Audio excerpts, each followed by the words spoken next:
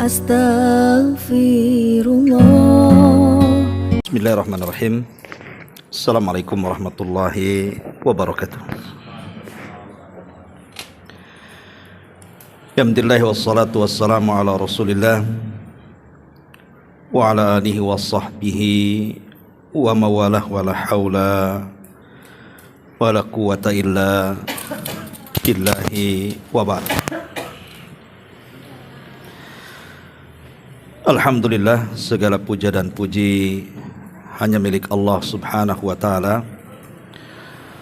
Salawat dan juga salam kita hadiahkan kepada Rasul kita Nabi besar Muhammad sallallahu alaihi wa ala alihi wasallam. Ma'asyiral muslimin wal muslimat rahimani wa rahimakumullah. Malam ini kita akan melanjutkan kajian kita, masih membahas tafsir singkat dari surah-surah pendek dalam juz amma. Dan kita sudah sampai kepada surah Al-Laili.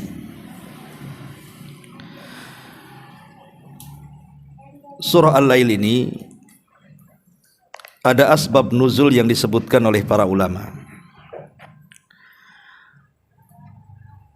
Ada yang mengatakan bahwa surah ini turun kepada Abu Bakar Siddiq radhiyallahu anhu. Kita kenal bahwa Abu Bakar Siddiq radhiyallahu anhu adalah orang yang paling mudah untuk menginfakkan hartanya. Bahkan dia pernah 2 kali menghabisi hartanya untuk infak di jalan Allah. Salah satunya adalah ketika peristiwa hijrah yang mendanai hijrah Rasul dan hijrah dirinya adalah Abu Bakar Siddiq dan membawa seluruh hartanya. Kemudian yang kedua dalam peristiwa perang Tabuk,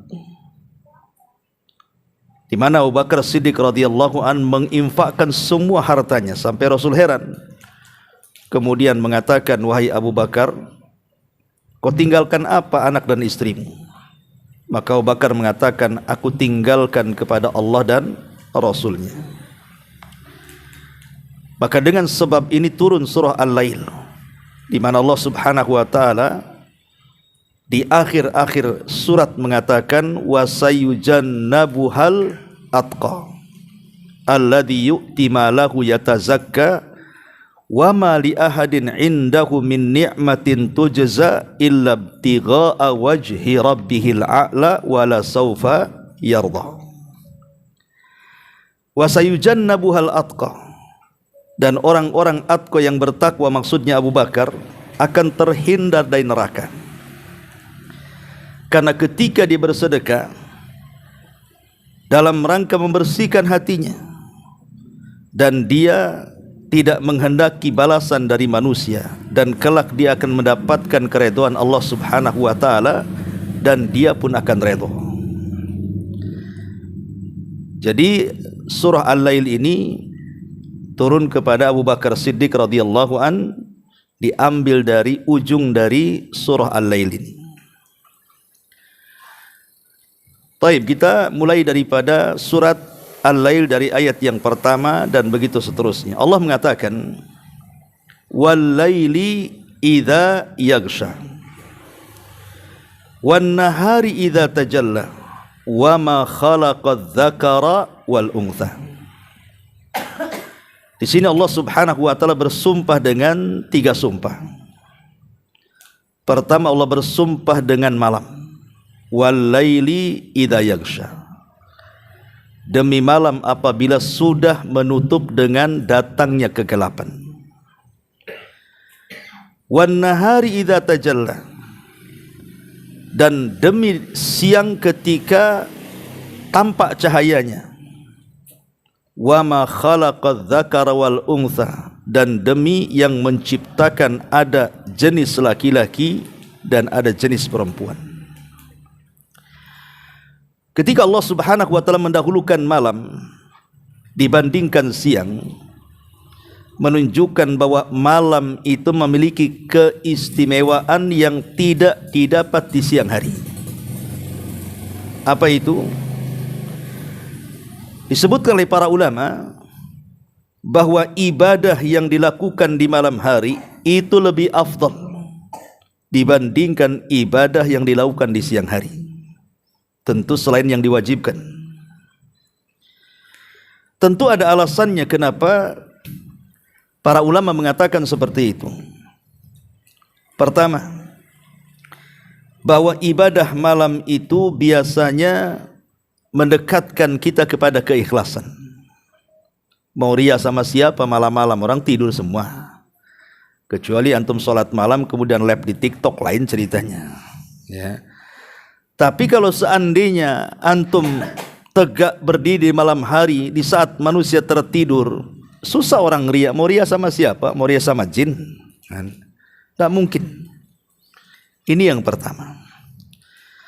Yang kedua, bahwa ibadah di malam hari itu dia lebih berasa kepada jiwa.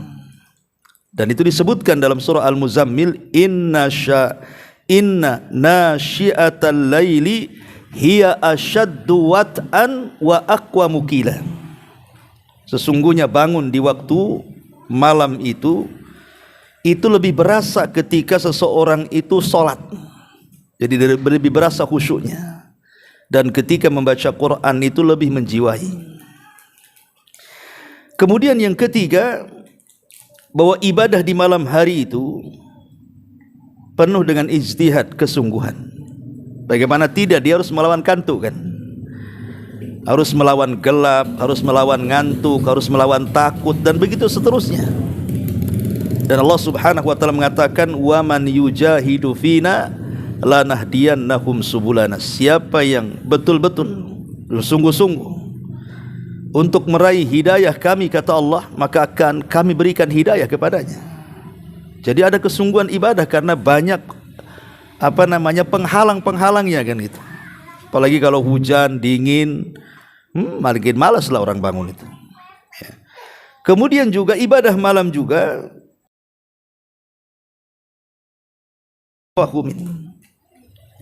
ada tambahan pemahaman. Orang kalau membaca di malam hari itu mudah paham. Berbeda kalau membaca di siang hari. Dan lebih daripada itu, malam itu tempat turunnya rahmat, turunnya ampunan, dan setiap doa-doa mustajab, dan setiap permintaan dikabulkan. Karena ini berdasarkan sabda Nabi SAW, bahwa Allah turun ke langit dunia itu bukan di 3 malam akhir. Jadi setiap hari Allah turun ke langit dunia itu di sepertiga malam akhir, kemudian menawarkan 3 perkara. Allah Subhanahu wa taala menawarkan, pertama, man yad'uni fa astajibalah. Siapa yang berdoa aku kabulkan. Wa man yas'aluni fa u'tiyah. Yang kedua, siapa yang minta aku kasih permintaannya. Kemudian yang ketiga, wa man yastaghfiruni fa aghfirullah. Siapapun yang minta ampun, ku ampuni dosa-dosanya. Subhanallah. Inilah yang kita cari di dunia kan. Bahwa permintaan kita itu dikabulkan, doa-doa kita diijabah, dan dosa-dosa kita diampuni. Dan itu ada di malam hari. Jadi yang ingin seseorang itu punya hajat sesuatu, umpamanya punya hajat sesuatu, tentu doa saja tidak cukup tanpa usaha. Usaha pun tidak cukup tanpa doa. Harus ada dua-duanya itu. Kalau kita menghendaki sesuatu dan sesuatu itu ingin kita raih dan berhasil, maka harus tergabung 2 syarat. Pertama doa, yang kedua usaha. Doa lakukan di sepertiga malam akhir, karena di situ kita berjumpa dengan Allah. Usaha ya di siang hari. Makanya ketika Nabi SAW turun padanya surah Muzammil, surah Al-Muzammil itu perintah kepada Rasul untuk tahajud. Kenapa Nabi SAW diperintahkan untuk tahajud? Dan surah Muzammil itu surah kelima yang turun. Seorang pendakwah itu, seperti Nabi SAW itu kan akan ditugaskan oleh Allah untuk menyampaikan dakwah dan mengajak manusia sebanyak-banyaknya ke dalam hidayah. Sehingga Nabi SAW perlu bangun di tengah malam untuk meminta kepada Allah hidayah agar orang-orang yang didakwahi itu sadar. Karena hidayah itu kan milik Allah, bukan milik kita. Kita kan hanya menerangkan saja, ini enggak boleh, itu boleh. Ini baik, itu tak baik. Tapi yang menyadarkan dia itu bukan kita. Kita hanya ngasih tahu saja. Yang menyadarkan itu hidayatut taufik. Lah hidayatut taufik itu kita minta di malam hari. Ya Allah, saya akan menasihati kakak saya, adik saya, ibu saya, tolonglah berikan hidayah. Nanti besoknya antum datang, usaha, kasih tahu. Jadi itu menggabungkan antara doa dan usaha namanya. Dan doa itu paling manjur ketika dilakukan di malam hari. Kemudian juga ibadah di malam hari itu bisa mengangkat derajat manusia.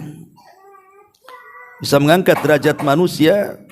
Bahkan lebih daripada itu bisa menyehatkan badan.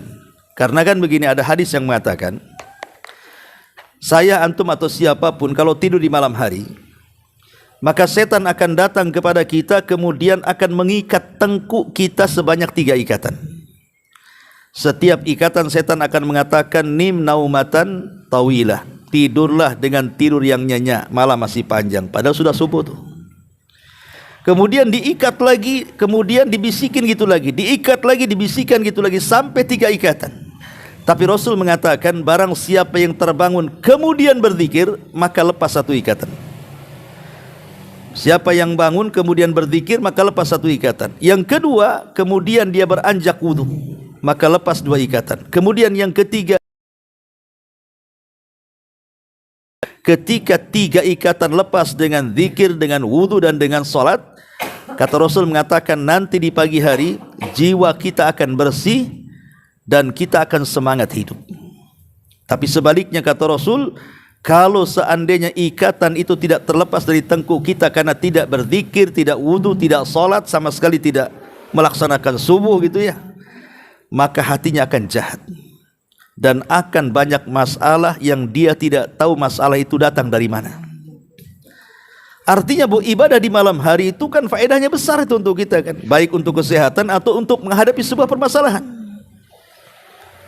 Ma'asyiral muslimin wal muslimat rahiman, mendatangkan kesehatan, dan itu kita bisa rasakan kan. Umpamanya antum tidur pada isya lah, kalau tidak ada kajian ya, kemudian bangun jam 3 dan itu tidak tidur lagi sampai pagi, sampai bekerja. Ya mungkin ngantuk-ngantuk sedikit di pagi hari itu, tapi tidak akan malas.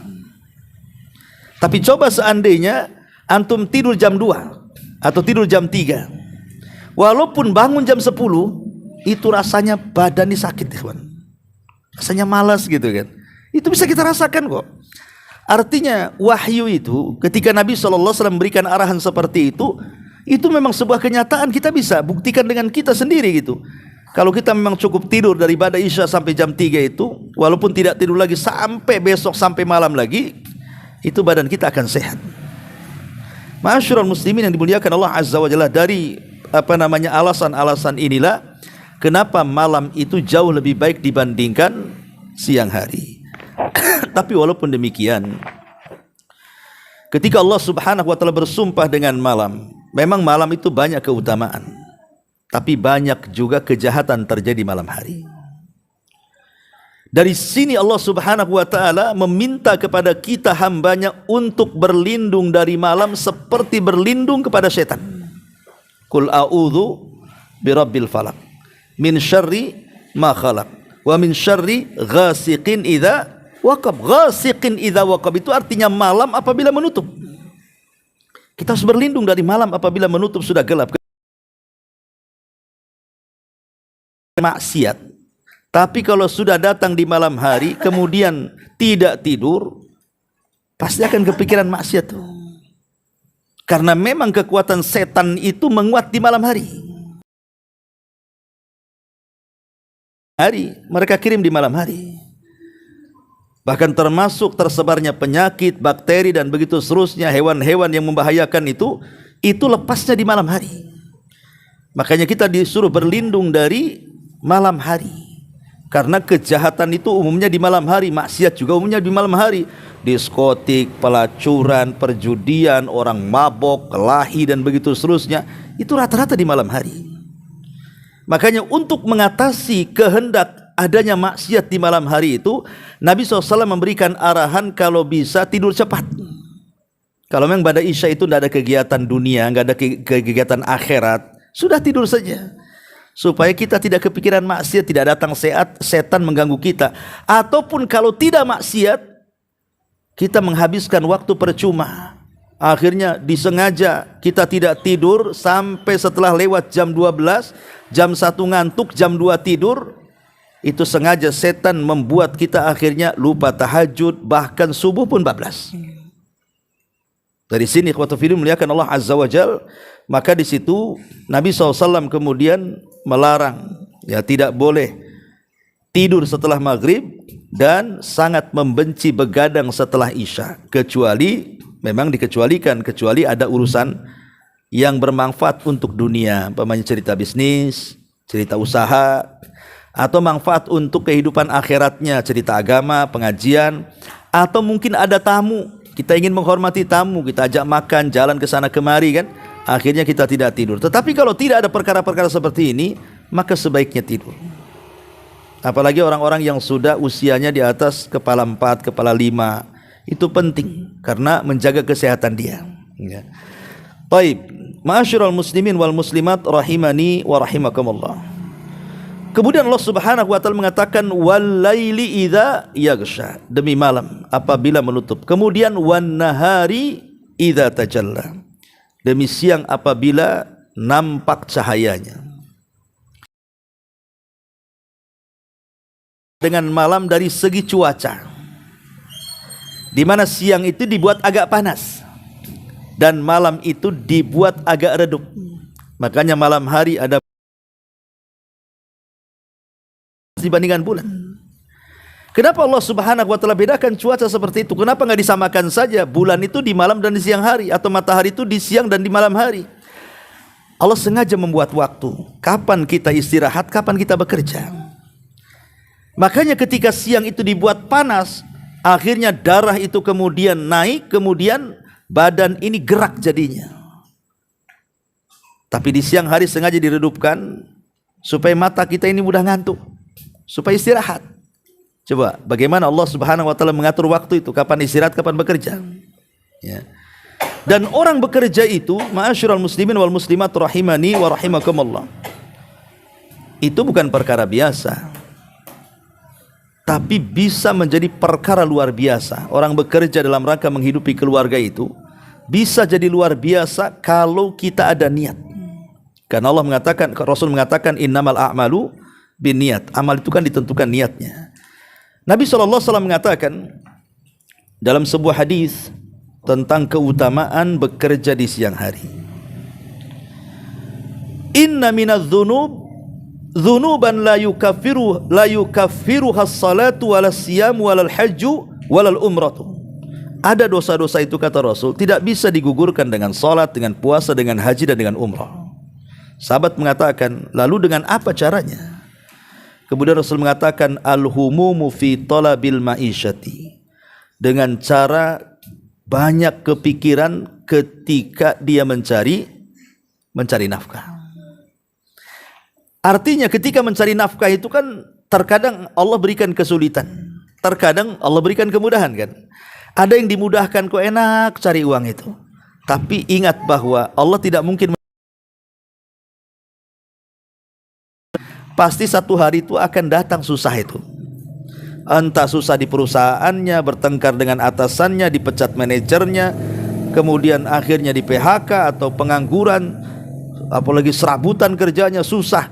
Lah akhirnya orang itu harus mikir macam mana caranya saya dapat harta halal supaya keluarga saya bisa makan. Lah ketika kita banyak kepikiran seperti ini, inilah yang menggugurkan dosa kita tuh. Ya. Kenapa? Karena berpikir untuk mencari nafkah demi menghidupi keluarga itu sebuah ibadah. Sebuah ibadah.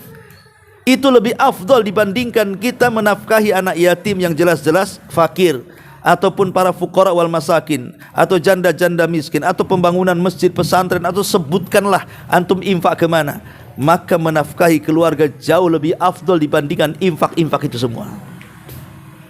Karena infak-infak itu semua kan kalau ada kelebihan, setelah kita mencukupi keluarga kita, ada kelebihan harta, baru infak kan begitu.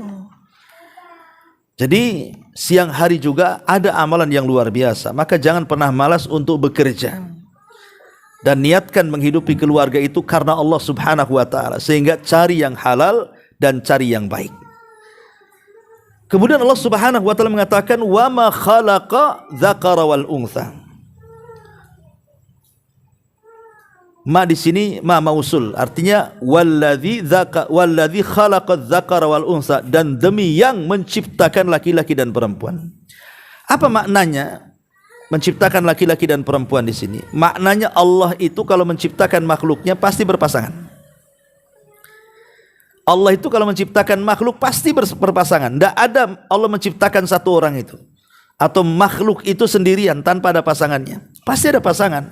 Malam, siang itu pasangan, darat, lautan itu pasangan, ya. Termasuk juga laki-laki dan perempuan itu pasangan. Jadi semua makhluk Allah itu dibuat pasangan. Kenapa? Biar beda dengan yang menciptakannya. Kalau Allah kan tidak ada pasangannya karena dia ahad, satu. Berarti ketika menciptakan makhluknya tidak boleh ada yang sama dengan dia, maka dibuat pasang-pasangan. Yang kedua, dibuat pasang-pasangan baik manusia, tumbuh-tumbuhan ataupun hewan, supaya ada real generasi namanya, supaya ada generasi yang meneruskannya. Sebab kalau seandainya Allah hanya menciptakan Adam saja tanpa menciptakan Hawa, enggak ada mungkin kita ini. Tetapi dengan diciptakan pasangan Adam Hawa, lahirlah manusia, generasi setelah Adam sampai hari ini manusia berkembang biak di mana-mana. Begitu juga tumbuh-tumbuhan. Seperti kurma itu ada yang jantan, ada yang betina kan. Kalau tidak dikawinkan nggak berbuah. Salak juga begitu kan. Ada beberapa tumbuhan tuh harus dikawinkan. Kalau tidak hasilnya tidak bagus. Ya, jadi intinya bahwa Allah menciptakan seperti itu supaya tetap terjaga populasi manusia, binatang ataupun tumbuh-tumbuhan, sehingga kelangsungan hidup itu akan stabil terus. Maka dibuatlah berpasang-pasangan. Kemudian setelah Allah subhanahu wa ta'ala bersumpah dengan tiga perkara ini, jawab sumpahnya apa? Inna sya'yakum lasyatta. Sesungguhnya usaha kalian itu lasyatta, bermacam-macam. Kita lihat usaha manusia itu kan macam-macam kan. Ya, ada yang jadi dokter, ada yang jadi insinyur, ada yang jadi pilot, ada yang jadi tukang, ada yang jadi, pokoknya manusia itu macam-macam usahanya. Begitu juga dalam kebaikan, ada yang semangat melakukan kebaikan, luar biasa pokoknya, sholatnya, puasanya, sedekahnya, zikirnya, baca Qur'annya. Di sisi lain ada yang semangat dengan maksiatnya, maksiat saja, semangatnya dengan maksiat. Makanya Rasul mengatakan, famu'tikuha au mubikuha, kullu yaumin annasu yaghdu famu'tikuha au mubikuha, kata Rasul. Setiap manusia itu keluar dari rumahnya, kemudian membuat acara atau amalan yang terkadang amalan itu bisa menguntungkan kehidupannya dan juga agamanya, atau terkadang bisa mencelakakan hidupnya dan agamanya. Itulah manusia. Ya. Ada yang mengatakan bahwa kalimat as-sa'yu, usaha itu artinya tanafus, lain dengan amal. Karena Allah tidak mengatakan inna al-amala, tapi Allah mengatakan inna sa'ya. Apa bedanya amal dengan sa'ya? Secara arti bahasa Indonesia sama saja, artinya amalan, ya. Tapi sa'ya itu lebih khusus dibandingkan amal, karena sa'ya itu terkait dengan munafasah, kita berlomba-lomba. Kalau amal itu tidak. Tapi kalau sa'i itu artinya berlomba-lomba, artinya berjalan kencang. Ada namanya ketika sa'i itu ada romal, berjalan lari kencang gitu ya. Artinya tanafus. Dalam bahasa pertama hasad, yang kedua ghibthah, yang ketiga tanafus namanya. Kalau hasad ma'ruf ya. Pamannya ada dua orang ini, yang satu kaya, yang satu miskin. Yang si miskin pula berangan-angan, ya Allah, kenapa dia kaya? Ya Allah, hancurkan saja kekayaannya biar dia sama dengan saya, katanya. Kenapa dia kok bisa lebih dari saya? Hasad kan dia orang yang tidak mau ada yang lebih dari dia, kalau bisa setara atau di bawahnya. Itu orang hasad tuh. Berangan-angan kenikmatan orang lain hancur dengan cara apapun. Yang penting jangan sampai dia sukses. Itu namanya hasad. Ya. Imma dengan cara hasadnya supaya hartanya berpindah kepada dia, atau enggak berpindah pun tidak apa-apa. Yang penting jangan sampai dia lebih kaya dari saya. Itu orang hasad namanya. Ya. Yang kedua, ghibthah. Ghibthah ini mirip-mirip dengan hasad, tapi ghibthah itu hasad yang terpuji. Karena ghibthah itu tumbuh dari rasa cinta. Umpamanya ada tetangga kaya, bisa haji, bisa kurban, bisa ibadah. Kemudian kita berangan-angan, ya Allah, kalau saya seperti dia, aku pun sama juga lah, pengen haji kayak dia, pengen umroh kayak dia, pengen korban kayak dia. Tapi tidak berangan-angan menghancurkan hartanya. Dia pengen seperti dia saja. Itu namanya ghibthah, itu hasad yang terpuji namanya ya. Tapi ada namanya tanafus. Tanafus itu berlomba-lomba. Masa tetangga saya bisa sholat jamaah, saya pun harus bisa. Ya. Masa tetangga saya bisa korban, sama-sama usahanya, saya pun bisa korban kok. Kok tetangga bisa umroh, saya pun bisa umroh. Ah, itu namanya tanafus. Dia berlomba-lomba gitu ya. Jangan sampai kemudian kebaikan itu hanya orang saja yang bisa melaksanakan, saya pun bisa melaksanakannya. La sa'ya di sini artinya tanafus. Ya. Jadi kita berlomba-lomba meraih sebanyak-banyaknya pahala. Inna sa'yakum lasyatta. Tapi kenyataannya ada orang yang berlomba-lomba dalam kebaikan, ada orang yang berlomba-lomba dalam kejahatan, itu masalahnya. Makanya kemudian Allah Subhanahu wa taala melanjutkan firman-Nya, "Faman a'ta wattaqa wa saddaqa bil husna fasanuyassiruhu lil yusra. Wa amma man bakhila wastaghna wa kadzdzaba bil husna fasanuyassiruhu lil usra." Ya. Fa amma man a'ta, maka kalau dalam usahanya tadi betul-betul dia a'ta, memberi. Dia punya harta, dia sedekahkan. Dia punya ilmu, dia ajarkan. Dia punya jabatan, dia gunakan untuk kebaikan. Dia punya ide-ide yang cemerlang, yang bagus, dia torehkan idenya supaya bermanfaat bagi manusia. Ada orang yang butuh tetangga kita, kita bantu dengan tenaga kita, dengan waktu luang kita. Pokoknya betul-betul dia usahakan jangan sampai hidupnya tidak bermanfaat untuk manusia. Itu namanya a'ta. Ya. Kemudian fa amma man a'ta wattaqa. Kalau a'ta itu mengamalkan kebaikan, wattaqa itu artinya menjauh dari keburukan, menahan syahwatnya, menahan dari hal-hal yang diharamkan oleh Allah Subhanahu wa taala, bertakwa kepada Allah. Kemudian wasaddaqa bil husna, dalam hatinya pun dia meyakini adanya husna ilaha illallah. Dia yakin dengan Islam, dia yakin dengan sorga, dia yakin dengan kebenaran. Maka kalau itu kemudian diyakini, maka Allah tutup ayatnya, fasanuyassiruhu lil yusra. Sudah mudah jalan hidupnya ke sorga itu, Allah mudahkan lagi. Ya. Maknanya kalau kita ini sudah betul-betul memberikan waktu kita ini untuk disedekahkan kepada manusia, atau bersedekah kepada badan diri sendiri dengan cara berzikir, sholat atau apa namanya. Kemudian dia berusaha menjauhi yang diharamkan Allah. Kemudian kita yakin dengan balasan, sebenarnya hidup dia sudah mudah melangkahkan kakinya ke sorga itu, tapi Allah mudahkan lagi. Contoh mamanya orang yang hobi dengan sholat. Dia sholat wajib sudah biasa, ditambah dengan sholat-sholat sunnah. Hobi dia dengan sholat itu. Atau mungkin orang hobi dengan puasa.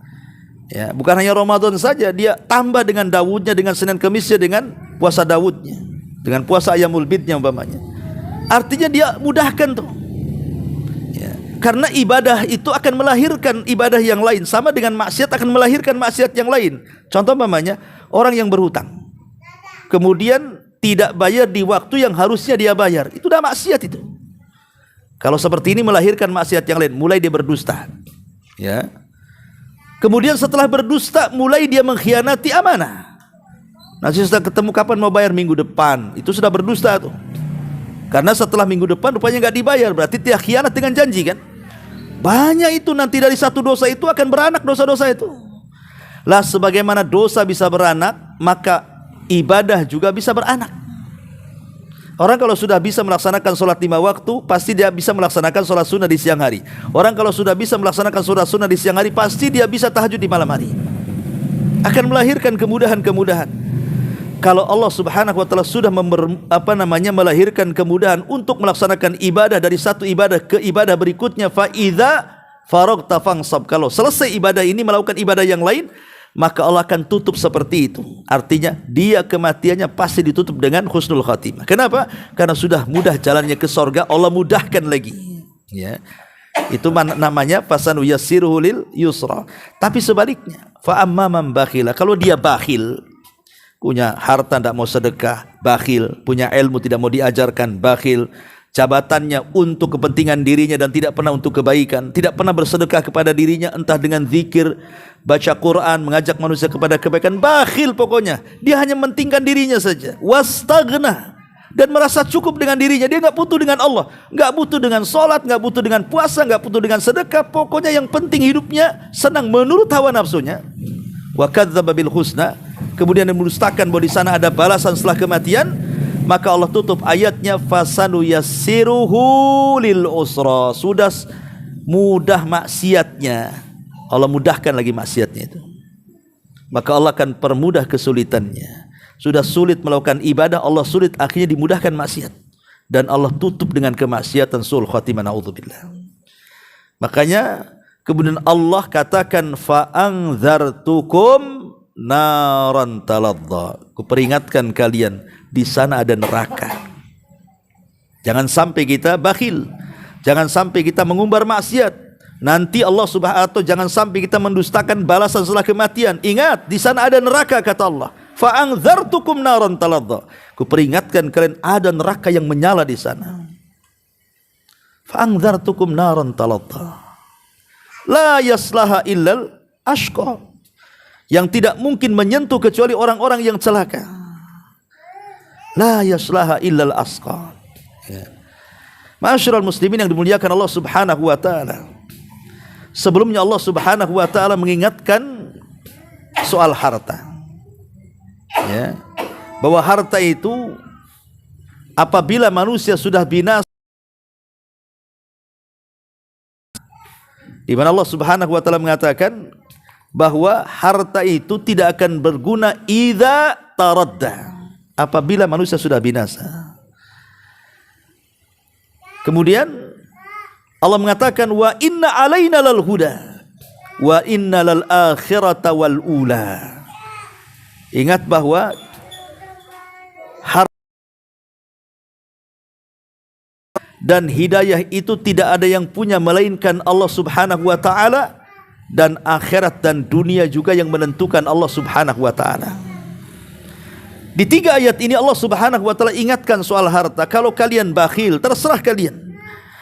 Bakhil harta, bakhil ilmu, bakhil jabatan, bakhil yang lain, terserah kalian. Kalian merasa cukup, tapi ingat, karena ini kan konteksnya bicara soal harta, karena kan asbab nuzulnya kan bicara Abu Bakar tuh yang bersedekah. Harta yang kalian tidak sedekahkan itu loh, tidak akan berguna kalau seandainya engkau ini sudah binasa. Idza taradda, apabila binasa, apalah harta yang bisa berguna coba? Makanya saya katakan, kalau kita bicara soal harta atau dunia itu kan ada 2 kemungkinan saja.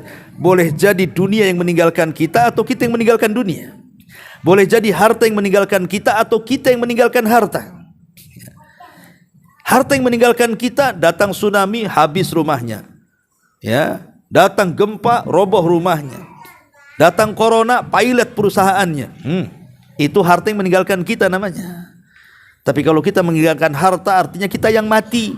Hartanya masih banyak, tapi kita yang mati. Akhirnya dengan kematian pula kita tidak bisa memanfaatkan harta kita itu. Makanya Allah mengatakan, ingat ya, bahwa kalau orang sudah binasa itu, harta tidak akan berguna lagi. Kemudian Allah mengatakan, wa inna alaina lal huda, petunjuk itu hanya milik Allah.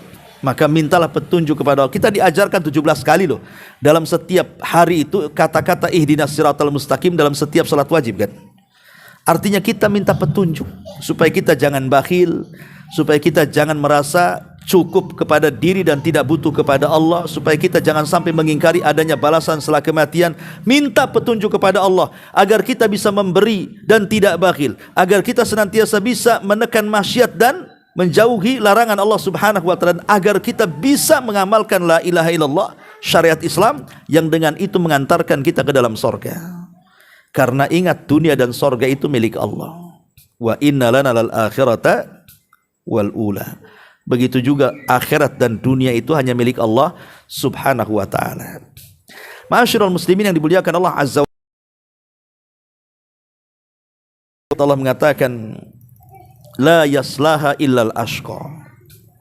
Ketika Allah mengatakan fa'anzartukum naran taladza la yaslaha illal ashqa alladzi kadzdzaba wa tawalla. Aku ingatkan kau dengan neraka, di mana neraka itu tidak akan disentuhkan kecuali bagi orang yang celaka. Siapa orang yang celaka? Orang yang mendustakan ayat-ayat Allah kemudian dia berpaling.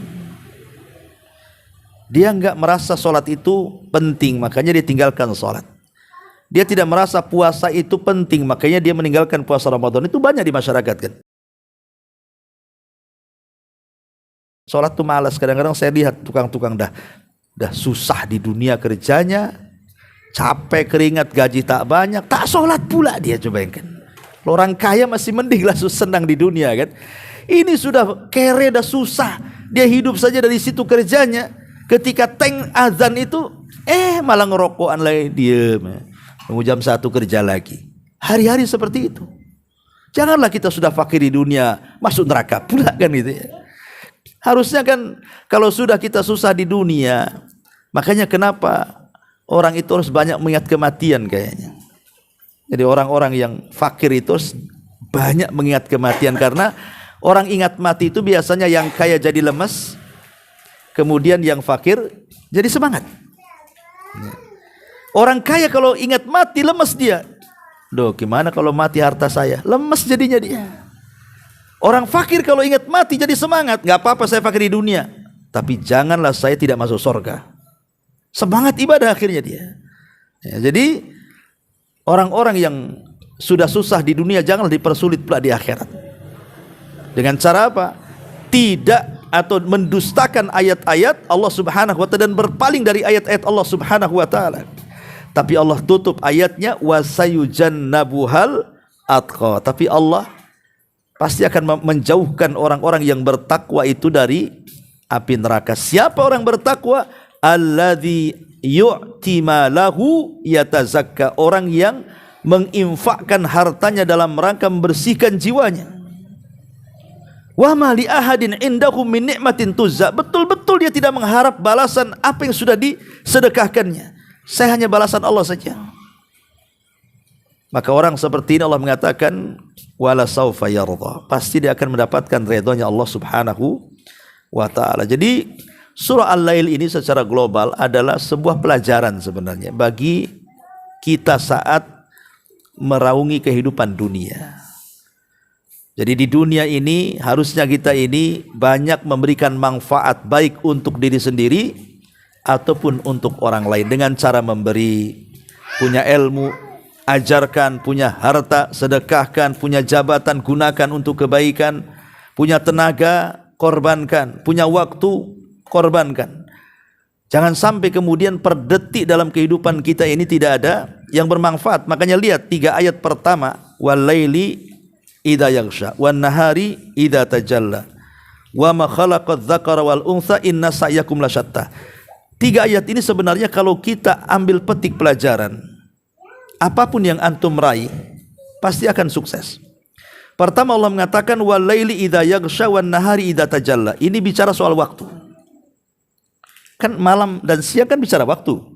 Dan manusia itu pasti bergelut dengan waktu. Terkadang kita ini ingin menyelesaikan sesuatu tapi waktunya keburu habis. Akhirnya kemudian tidak selesai, besok lagi dikerjakan. Jadi waktu itu makanya jangan sampai kemudian waktu itu disia-siakan. Orang yang malas itu gak akan berhasil. Tapi orang yang semangat menjaga waktu pasti berhasil. Kemudian yang kedua, wa ma khalaqadz dzakara wal untha. Di sini bicara soal manusia.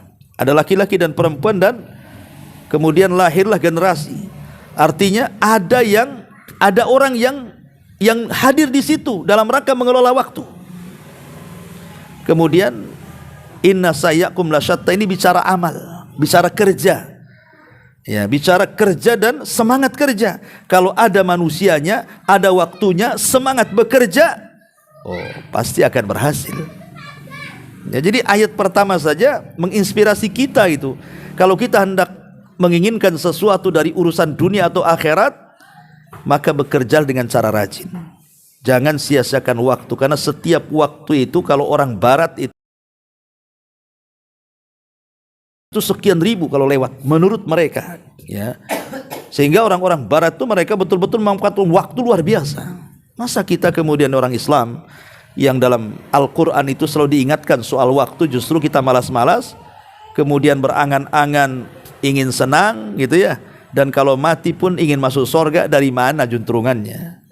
Ya, harus ada waktu, harus ada amal, harus ada kerja, baru kita sukses.